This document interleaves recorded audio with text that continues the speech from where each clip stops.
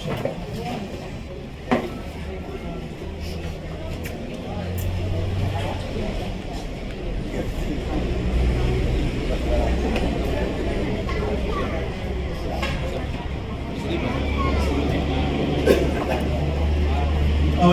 minasyaitonirrajim. Bismillahirrahmanirrahim. Alhamdulillahi rabbil alamin. Wassalatu wassalamu ala asyrafil anbiya'i wal mursalin wa ala alihi wa sahbihi ajmain. Amma ba'd. Assalamualaikum warahmatullahi wabarakatuh. Muli, pasalamat tayo sa Allah subhanahu wa ta'ala dahil absent tayo last week. Ngayon naman another, then next week naman absent kasi dahil sa pagka-busy. At the same time, may jama'a kami na ikakasal yung anak doon. So, nagpaalam na ako sa lap-lap ko. Sabi na, basta hindi ikaw ang ikakasal. Okay yan. So, talagang pogi talagang tingin niya sa akin. Alhamdulillah. So, anyway, bago ko mag-supplement pati balita nyo, medyo mga critical dahil si Trump ngayon parang nag-iba. So, tingnan natin. Doon sa advanced information lang ito, yung gusto pang mag-hacks. Ang deadline ng Mutawid ay this coming Monday. Monday. Kasi gusto mapaaga at the same time ang pag-hacks ngayon 23 to 25 days lang dahil itong sa election. Medyo na-extend is supposed to be alis before ng yung first batch ngayon na napalitan ng 19 dahil election natin sa May 12. So after May 12, yung natalo, pwede pa makahapon. Yung natalo, magpasalamat dahil natalo. Ibig sabihin, ayaw bigyan ng maraming pangkasalanan. So yung nanalo naman, magpasalamat na sana maging matuwid na siya. Hindi matuwid, maging matuwid kasi delikado kami ng buhay talaga. Kasi leader kay. So, ito ang problema sa buong mundo, itong about leadership at ang graft and corruption sa buong mundo. So, mamaya na yun. Importante, maka-ads ka na, mag-intend ka na, halimbawa may pera ka pa dyan. So, pwede ka mag-register online. Sino yung gusto mo maging safe, ibigay mo yung passport mo lang. Kung halimbawa, mag-ano ka pa ng passport, ibigay mo yung pangalan mo, halimbawa sa akin. Kaya ako na ba na mag-register. Importante yun, mag-register ka. With regards sa Monday, ipanalangin natin sa Allah subhanahu wa ta'ala na ma-extend yung pagbayad ng Mutawid. Dahil pag hindi, ikaw tilang maka-hats ka nyo. Pero mga more or less, pag-prepare ka kasi may vaccine pagbayaran, mga 200,000 mo na. So, hindi, piso na. Kasi mahirap na 200,000 na dollar. Eh, 1 million pa rin mga kilo. So, 200 lang para at least makaginawa ka na nakabayad ka sa Mutawid, mabisaan na yung passport mo. So, yun lang ang yan lang mga taong yung mag-ombra naman, pwede pa kasi ang alis namin sa March 15 pa inshallah. So, yun ang always pinapanalangin namin na Allah mabalik na Ramadan, lahat tayo kasi hindi natin alam, katulad halimbawa pag hindi naabot yung general appropriation natin sa Ramadan, ay mamatay talaga tayo. Tingnan mo yung namatay bago lang dalawa. Tingnan mo yung dito sa first in the history na aeroplano pati kalabaw nagbanggahan. Makagip. Pero dahil doon, nabisto natin yung mga Amerikano na meron palang mission dito sa atin. Kasi mga Amerikano yung tatlo, ayaw ko, baka Jew yung isa. So, kawawa yung mayari ng kalabaw, kaya wala pang asawa. Yung tapos may anak na dalawa yung kalabaw, umiiyak. Kahit sinong may anak, ay talagang iiyak, kaya nakita mo yung nanay mo na. So, subhanallah. So, at least, nabisto rin natin, kaya bang sa muro, maging mag-alert ka, laging handa, Boy Scout, kasi hindi natin alam. Kasi alam natin na ang target ng mga puti na ito, itong ligawasan. Kasi alam nilang $3 trillion yung makuha dyan na pera. Katulad sa Gaza, na alam nilang mga 500 billion ang reserve na gas dyan. Kaya itong subhanallah, itong ginagawa nito ngayon, hindi natin alam anong mangyari. So, alhamdulillah, sa doon mga mag-extend, wala pang passport, pag-passport kayo, huwag kayong mawalang pag-asa. habang buhay ang tao may pag-asa. Kasi may pa ang alis. So, sa palagay ko, hindi pa nangyari na hindi na-extend. Pero huwag din magkumpiyansa. Kaya baka tutuhanin ng Saudi government. At the same time, yung mga mag-uumbra ngayon na nalulungkot dahil merong vaccination ng meningococcal, pati yung flu, polio, pati yellow fever. Ang yellow fever kasi para lang sa mga itim. Hindi ka naman itim eh, brown ka. So, ngayon, inisuspend ng DACA yung ano ng Saudi Arabia, yung sa aviation. So, mag-umbra ka ngayon dahil sabi nila starting 2025, first time din na nag-require sila ng yellow card sa nag-umbra ngayong taon lang. Last year, require din, pero medyo layo sila, pinagbigyan. Ngayon naman nagsabi na dapat meron. Ngayon, the other day, merong post ay nisuspend nila. So, ang problema mo sa pag-umbra dahil sa yellow card, hanapin mo pa yung view sa Davao, sa Jensen. Ngayon, don't worry, wala mo na ngayon. Pwede kang mag-umbra na wala ng view, wala ng tusok-tusok. Kasi yan ang kinatatakutan ng matatanda. Yung iba, napakaliit na tusok. Yung layong takot ka. Yung isa, mas malaki pa. Eh, subhanallah. So, huwag tumatakot. So, alhamdulillah. Bakit ka tumawa? Ako po. Ibang inisip ko, hindi yan ang inisip ko. Akala mo malaki rin sa kanya. Tinamahan ka. Biro lang. So, alhamdulillah, ang latest ngayong araw na ito, ay meron naman yung second phase na agreement nila ma-implement. Ngayon, merong tatlong ipalabas na Pransya, pati Germany yata, tatlo na hostages, tapos palabasin na Palestine 183. Nakalabas na hostage sa first na agreement, first stage 33. Nakalabas na Palestino 2,000. Kasi yan ang agreement. Pero paglabas ng hostage nila, yung mga Jew, yung mga citizen ng Israel, paglabas nila, magaganda katawan nila. Pero paglabas ng Palestino, may operation, may bukol, at hindi pa pwede mag-celebrate. Kaya kukunin nila ulit. Ang problema ngayon, dito sila nagkukonsentrate sa West Bank, sa Jenin, Tugarim. Ngayon, ongoing. Yung sa Jenin camp ngayon, 26,000 na Palestinian ang nag-evacuate. Kasi binubaan, binubuldos yun. Until now, nagkasalita tayo ngayon. Binubuldos nila yung mga infrastructure, mga tubig, kalsada. Yung kalsada ganito, may nakano na buldusan. May skaripayat, tapos pupultisin itabi para ito malagyan ng tubig. Imagine, sukat bupa ng mga tao. Pero last na ito, pagluluto-luto nila.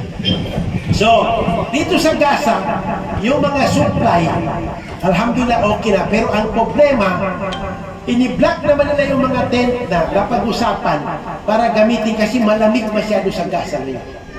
Sobra kalamig, tapos may hangin pa na malakas. Nawawa talaga sila. Ngayon, yung paggawa ng executive order ni Trump na ipaalis yung Palestinian people sa Gaza, ipunta sa Egypt at Jordan o ibang lugar, ay maraming nag-condemn. Ngayon, ang nag-back sila, yung spokesperson nila na babae, na hindi sabi na, ibig ni Trump, temporary. Ngayon naman, sabi ng Israel, after the war, ibibigay niya sa Amerikano yung Gaza.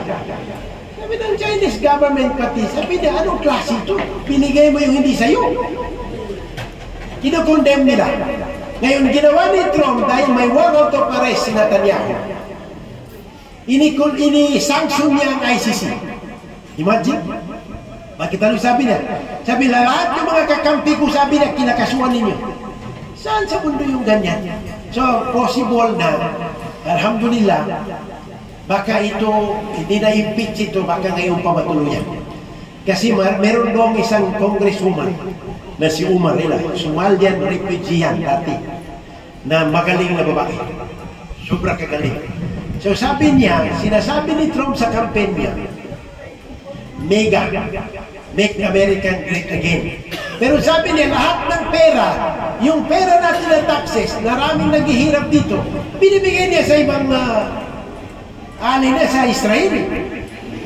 Israel kasi ang kalaban ng Palestine, hindi Amerikano ang kalaban ng Palestine. Kasi lahat ng pera, lahat ng bomba, galing sa Amerika. So ito ang sinasabi na sinasanksyon niya. Tapos lahat yung mga kanal sa Panama, kunin niya. Lahat yung ngayon may concentration parang camp na lahat yung mga immigrants doon niya pinapupunta ngayon.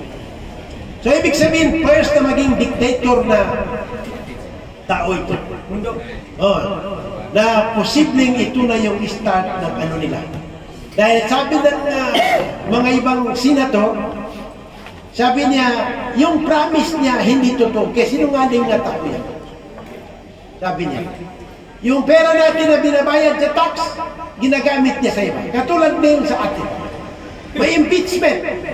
Ha? Mabuti na lang hindi nakalusot. Kasi June 2 pa. Panibago na yung ano. Na-impeach nila ng 250 na tao. Si BP, na 32 million na nagboto sa kanya, na yung kasalanan na hindi naman, kasi confidential pa. Hindi ko ninidependa. Yung naririnig ko lang. So, posible na ito yung, kasi sa Surigao ngayon, meron dyan si Mayor Adlaw, yung ancestral, na sinasabi na pag nagsabay ito, pati Iglesia de Cristo, pati si Kibuloy, mayari ng mundo na nabilanggo, ay yari na si Marcos. Yung nagsabi niya, sa nakikita nyo ngayon, medyo ito, Iglesia de Cristo rin, medyo may gati ginawa. Di ba nag-rally sila, more than 1+ million around the Philippines, patikim na wag impeach si Sara, wag i-fire kay divisiveness. Ma-divide lang yung tao. Ngayon, sinubukan, ini-fire. So, tingnan natin, kailan yung big rally. So, yung situation natin dito sa Pilipinas, hindi rin stable. Delikado rin dahil sa lahat, meron na nagbaliktad na kasama nila sa quadro, na sabi na meron talagang blanco. Na tinan mo yung PhilHealth natin, na 90 billion. Wala na tayo ngayon. Mag-hospital ka. Saan napunta? Ilang billion? Tapos itong allegedly, na lahat yung binigyan ng 100 million infrastructure, 25 sa AKAP, ilang billion yan? Itotal mo yung 250. Imagine, tapos minuto muna, tapos ano mo, subhanallah. So medyo critical ang situation natin dito. Kasi yung mga sundalo, alam nila nangyari. Kasi hindi sila in case lang, sabi ng isang analysis, mayayari tayo sa Pilipinas. Baka maging Bangladesh. Wala nang kasi kahit yung hindi, gumugo sila sa batas. Tapos ngayon, election na naman. Kaya kawawa yung pumirma rin, sabi ng mga nag-analyst. Kasi June 2 pa yung start ng impeachment. So halimbawa, na sinasabi ng mga abogado ni Sara na na-elapse na yun, 1 year pa, 2026 pa. So marami pang mangyari dahil sa situation natin ngayon. So, ito sa Amerika ngayon, na ginagawa nila kasi problematic sila dito sa Gaza talaga. Dahil doon ini-promise ang British, pati British government, system sinabi niya na, hindi mo, illegal yan. Illegal sabi niya yung ginagawa ng American government na kukunin nila yung Gaza. Imagine, ipapibigay mo lang, i-Gaza na hindi sa'yo. Saan mo pa? Sabi nung isang Palestina, kahit dito na kami mamatay, kaysa palabasin kami dito. Wala sa rule yung ginagawa nila. Maraming nag-condemn na itong ginagawa ni Trump iba. Hindi pa sa nag-isang buwan. Ngayon, ang critical sabi niya, sabi nung citizen ng Jew, pag binumba ni Trump, kaya ito ang ininitan niya Iran.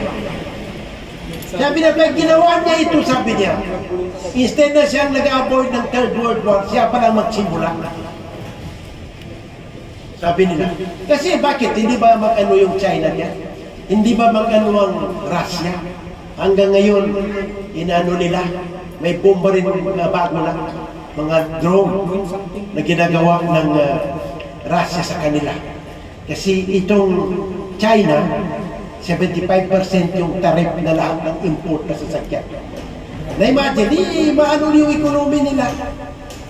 Tapos lahat ng mga ano, iba yung rule, outside ng rule ang ginagawa ni Trump ngayon. So medyo maraming nagkukondem sa buong mundo. Yung ginagawa nila, posibleng pagsimulan ng hindi maganda mangyari sa mundo. Yes.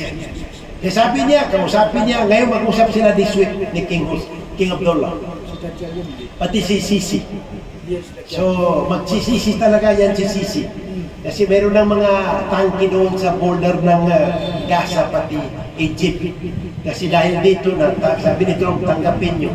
Pag hindi nyo tanggapin, marami kaming tulong sa iyo. You will repent.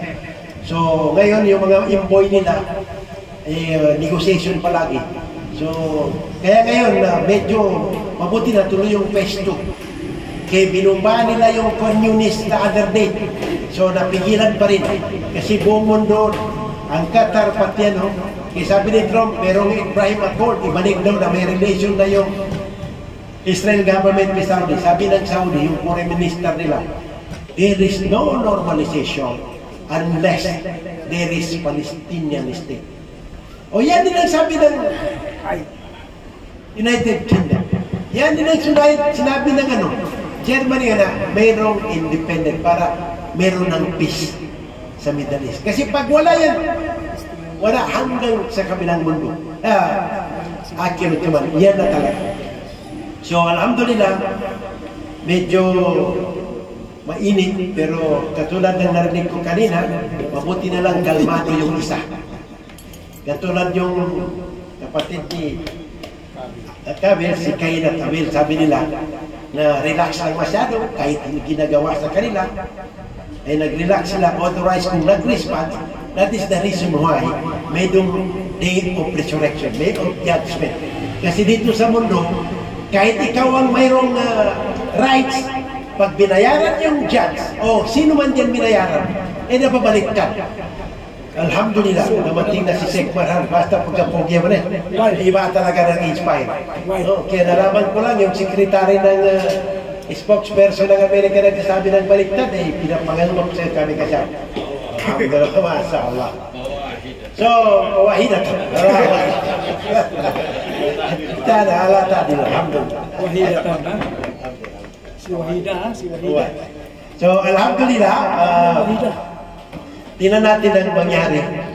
Katulad namin yung mga ito, mga ustads, binabas din sila. So, sa Farlang kami, kasi inggit man yan sila, katutulak. Kaya nagsasabi, walang alam yan sila. Naiinggit lang yan.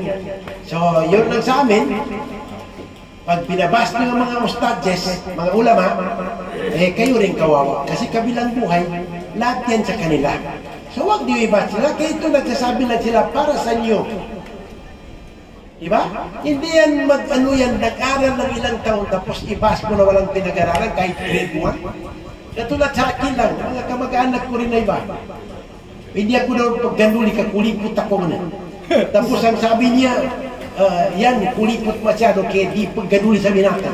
Tapos yung nagsasabi sa akin, diyanin kasabot.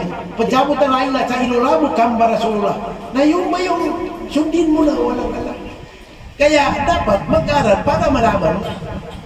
Katulad halimbawa, kung hindi mo pag-aralan, sa baboy, maraming tao, na halimbawa, wala nang pagkain, hapya matayan sa ni baboy, na di kaman. Basta di bawal. Sa Suratul Baqarah, kung wala nang makain, pwede ka kumain doon. Pero wag naman pinakain ka para maalis yung pagkagutom mo. Tapos, masarap pa sila. Sige lang, wala. No. Doon ka naman magkasala. At least maalis yung pagkagutom. Halimbawa sa bundok ka, walang makain. Eh yun lang ang meron. Kumain ka, sabi ng Allah. Pero hindi yung magpagkabusog ka. Para maalis lang yun.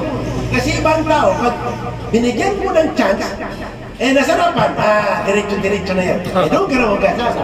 Kaya may rulo, may jurisprudence dyan. Meron niyang pinapagkara, ito, pwede ito, pero hanggang saan? Eh kung hindi mo alam yan, talagang magsalita ka ng magsalita sa mga ulama kasi wala kang alam. So dapat magsaliksik ka. Huwag mo silang ibasa. So nandun na sa Ustad, ituloy na lang na yung ngita natin inshallah sa 22. Inshallah. So panalangin natin sa Allah subhanahu wa ta'ala na yung naghihintay na Ramadan, malapit na. Sana ipabot ng Allah subhanahu wa ta'ala sa atin. Tama yung nakuha ko ngayon na kung merong bisita, merong limo, merong ibibigay sa iyo na fix na yan na darating. Mas lalo higit sa mga itong mga gustong magdagdag na kung may sure na yan, ay maniwala, hindi magtulog yan. Kakaisip, sana kung magtago ganito.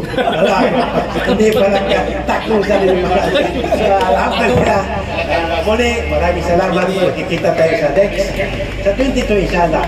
So, kung may nasabi man ako na medyo, sinsya tao lang. Pero kung meron ako nasabi sa Islam, para sa inyo, ay take it, inshallah. Subhanakallah, hamdik, sallallahu alaihi wa sallam, astagfirullah. Assalamualaikum.